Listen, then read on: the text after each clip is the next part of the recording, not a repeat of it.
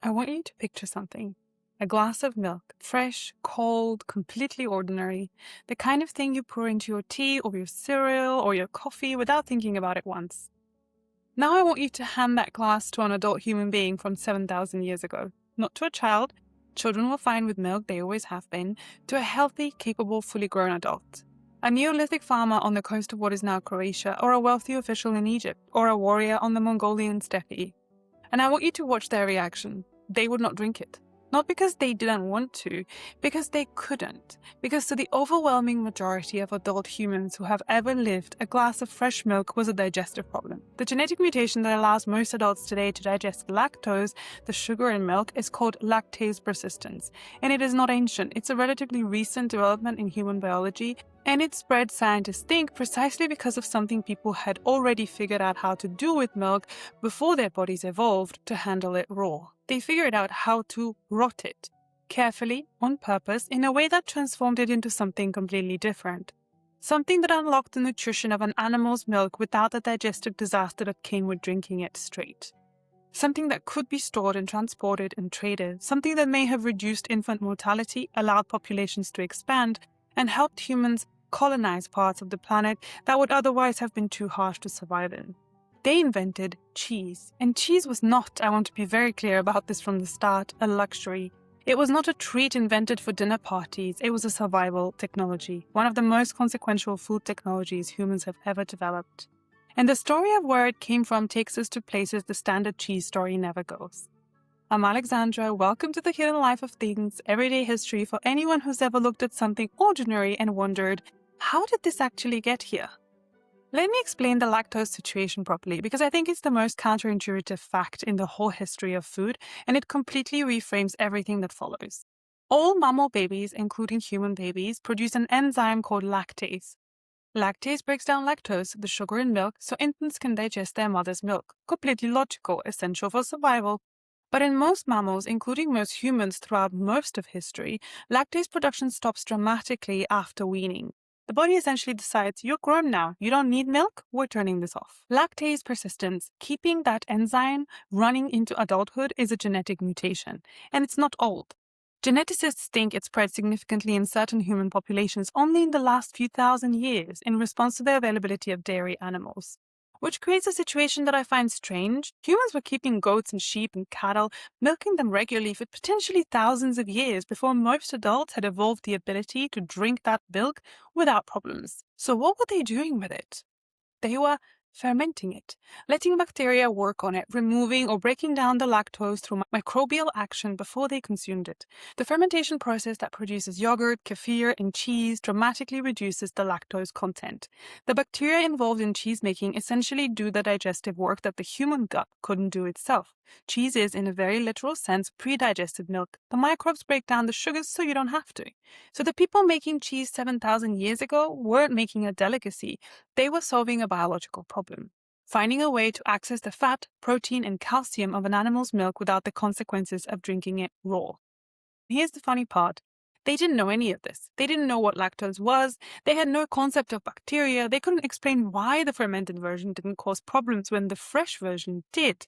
They just noticed that when milk was stored in certain conditions, it changed, solidified, became something else, and that the something else was edible and kept them well and lasted longer than the fresh milk. They discovered a technology they had no language to describe, and they passed it on anyway because it worked. So when do we first actually have evidence of this? Where does the archaeological record start? In 2008, researchers published findings from two Neolithic sites on the Dalmatian coast of Croatia, places called Pokrovnik and Danilo Betin. They have been analyzing residue inside 7,200-year-old pottery fragments, and what they found on 3 out of 4 pottery sieves tested were chemical traces of fermented dairy.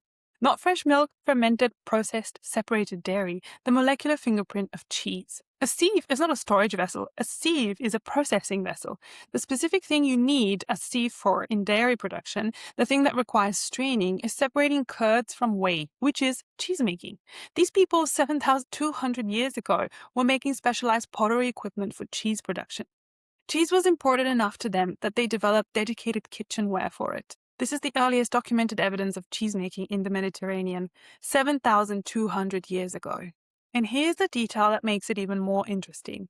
The researchers also analyzed the DNA of the people in this region, and the adults were lactose intolerant. They were making cheese specifically to work around a biological limitation they had no scientific understanding of. They had arrived at the solution through observation and trial and repetition alone. Now, how did they figure it out in the first place? Nobody was sitting down and designing a process, so what happened? The most widely accepted theory, and I want to be clear that this is a theory, a very good one with strong support but not a confirmed historical event, is the animal stomach bag. Nomadic and semi-nomadic peoples across Central Asia and the Middle East carried liquids in containers made from the organs and stomachs of slaughtered animals.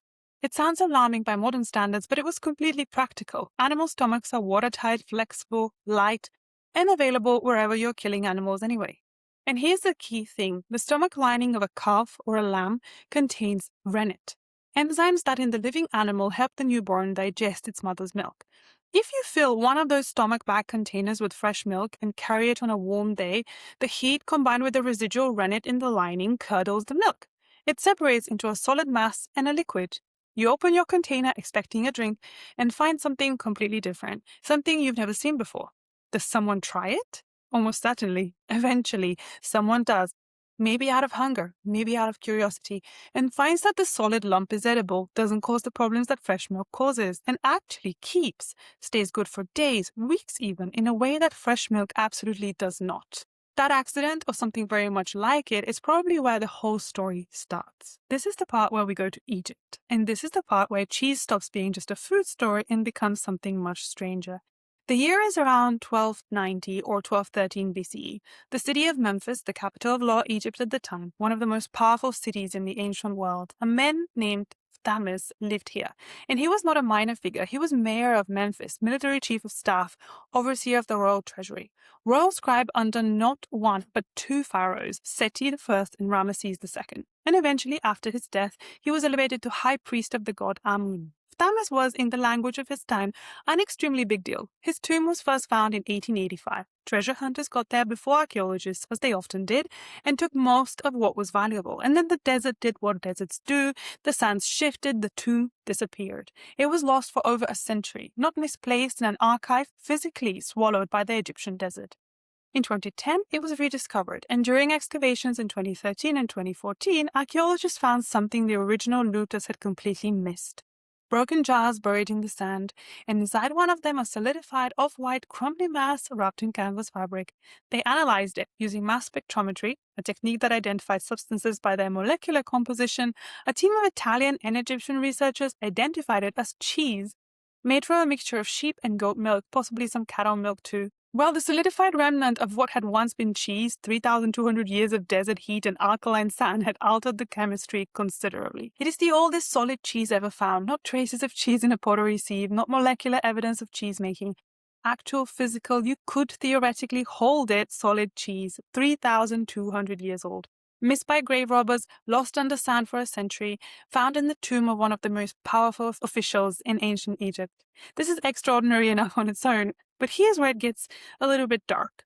When the researchers looked more carefully at the proteins in the sample, they found something else, evidence of a bacterium called Brucella melitensis. Brucella melitensis causes brucellosis, a disease that spreads from animals to humans through unpasteurized dairy products. The symptoms are specific and horrible: recurring waves of fever that come and go for months or years, drenching night sweats, severe joint and muscle pain, profound fatigue. In the ancient world, without any way to treat it, brucellosis could be completely debilitating, recurring and relentless. And here's the detail that I think lands hardest. Brucella melitensis is so dangerous that the United States Army, during the 1950s Cold War period, actually investigated it as a potential biological weapon. They developed it at a facility called Pine Bluff Arsenal. The bacterium found in a 3,200-year-old Egyptian tomb cheese was later classified by the US military as a candidate bioweapon. Now, I want to be appropriately careful. The researchers themselves noted this was based on peptide markers and that further analysis would be needed for full confirmation. So it's a strong finding, not a certainty. But even as a possibility, it tells you something important about what ancient cheesemaking actually was. It was not a safe or well-understood process. It was a high-stakes gamble between nutrition and contamination, between preservation and infection. The same microbial activity that made cheese safe to eat, that broke down the lactose, that prevented the rapid putrefaction of fresh milk, could also, if the wrong bacteria got involved, produce something that would make you seriously ill. Asian cheesemakers were navigating this without any concept of bacteria, without any understanding of germ theory, without pasteurization.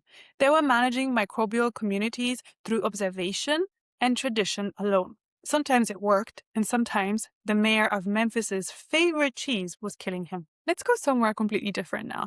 From Egyptian tombs to the windswept steppe of Central Asia, the Mongol cavalry under Genghis Khan and his successors was the most terrifyingly effective military force the medieval world had ever seen. They conquered an area stretching from the Pacific coast of China to the borders of Eastern Europe, and historians have spent centuries trying to explain how. The bows were extraordinary, the tactics were brilliant, the horsemanship was incomparable. All of that is true, but one of the most important and least discussed reasons was logistics. Specifically, the Mongols had almost no supply lines. Most medieval armies were slow because food was heavy. You have tens of thousands of soldiers who need to eat every day, which means supply wagons full of grain, which are heavy and cumbersome, which means the army can only move as fast as its slowest wagon. The Mongols had a different solution entirely. Every warrior carried his own food, and the food he carried was cheese, specifically arul, dried curd made from mare's milk, pressed into dense hard cakes and dried in the sun until it was rock solid, almost completely shelf-stable, extraordinarily calorie-dense, light, no cooking required. We know this because Marco Polo documented it directly. He recorded that a Mongol cavalryman could go 10 days without cooking food, subsisting on 10 pounds of dried milk curd, 2 liters of fermented mare's milk, and some cured meat. 10 days, without stopping, without lighting a fire, without supply wagons slowing their advance. Think about what that means tactically. An army that doesn't need to stop to cook can move at the speed of its horses. An army that doesn't need supply wagons can cover ground that supply-dependent armies simply can't follow. The Mongols could travel 90 to 100 kilometers in a single day in some conditions, roughly double what European armies of the same period could manage. A single piece of arul chewed slowly while riding at full gallop, delivering fat and protein and calcium for hours without any preparation. Cheese as a military technology, cheese as a strategic advantage. Arul is still made in Mongolia today, still the same basic process, curdled milk, pressed, sun-dried until it's hard as stone. It's eaten as a snack, given to children, kept in homes through generation. It tastes sharp, intensely sour, deeply dairy, and it has been made essentially the same way for at least 800 years. The next time someone tries to tell you cheese is just a dinner party thing, you can tell them it helped conquer Eurasia, and you'll be completely correct. Here is a myth I want to deal with directly because it comes up constantly and it isn't quite right. The myth: cheese is a Western thing. East Asian food cultures don't do dairy. Chinese cuisine in particular has no tradition of cheesemaking. This is broadly true for the dominant mainstream food traditions across much of East Asia for complex historical reasons, but it is not universally true, and the exception is so interesting, so specific, and so little known outside China that it deserves its own moment. In Yunnan province in southwestern China, the Bai people have been making cheese for at least several centuries, with oral traditions and written records suggesting the practice goes back to at least the Tang dynasty, which ran from 618 to 907 CE. That's over 1,000 years of continuous cheesemaking in China, not as a recent import, not as a Western influence, as a genuine, locally developed, culturally embedded tradition. The origin story they tell is an accident, which fits the pattern, honestly. A farmhand named Zhang Ji, working for a village headman, accidentally combined fresh and sour milk in a cooking vessel and caused it to curdle. He stretched the resulting curds over a bamboo frame and dried them. What emerged was the prototype of Rushan. The legend is probably not literally true, but it reflects something real about how these things tend to begin. Rushan translates as milk fan, which describes its shape. Fresh cow's milk curds are pulled and stretched while hot, the way mozzarella is worked, until they become elastic and smooth.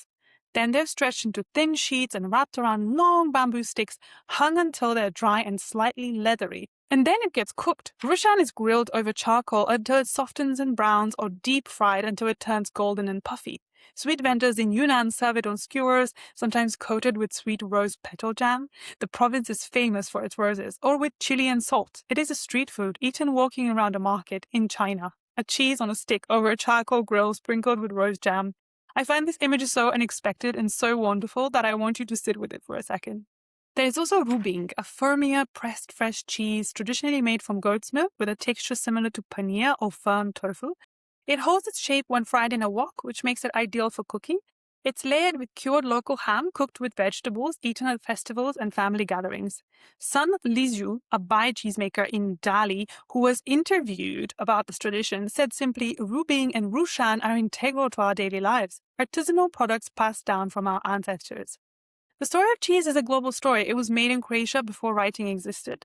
It was buried with one of the most powerful officials in ancient Egypt. It fueled the army that built the largest empire in history, and it has been grilled on bamboo sticks at street markets in Yunnan for 1,000 years, served with rose petal jam. The French caves and the Italian monasteries are one chapter, not the whole book. Let's end with the thing that I think makes cheese unlike almost anything else we eat.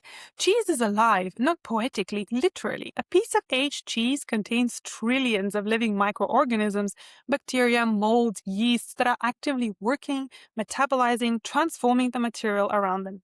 The reason an aged cheddar tastes different from a fresh one is that those organisms have had more time.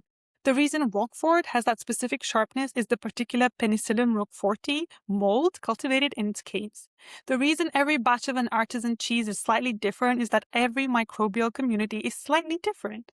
When you eat cheese, you are consuming the product of a relationship between humans and microorganisms that has been going on for at least 7,000 years. A relationship that started not with understanding, but with observation, with noticing that certain containers produce certain results, with passing those containers on, with maintaining those environments, with training microbial communities across generations without ever knowing that's what was being done. The specific bacteria in a traditional cheesemaker's cave, on the wooden boards, in the stone walls, in the air of that particular place, those microbial communities have been cultivated for centuries. They are, in their own way, as much a product of human culture as any recipe or technique. They were shaped by human choices even when no one understood that choices were being made.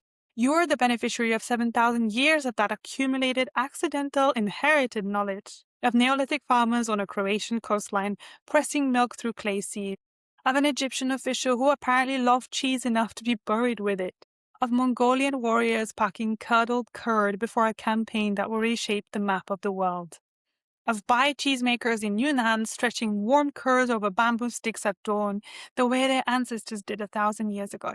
All of that is in the cheese in your fridge. Every single piece of it is just quietly waiting to be eaten. So next time you reach for the cheese, whatever kind, whatever occasion, just take 1 second. You're holding a technology older than the wheel, one that changed human biology over thousands of years, one that carried an ancient army across a continent, one that was buried with an Egyptian official and found 3,000 years later with a Cold War-era bioweapon inside it, one being grilled over charcoal on bamboo sticks in Yunnan as we speak. It started as controlled rot. It became one of the most varied, complex, culturally significant things humans have ever made. And there are living things in it right now, still doing the work. History isn't only in museums.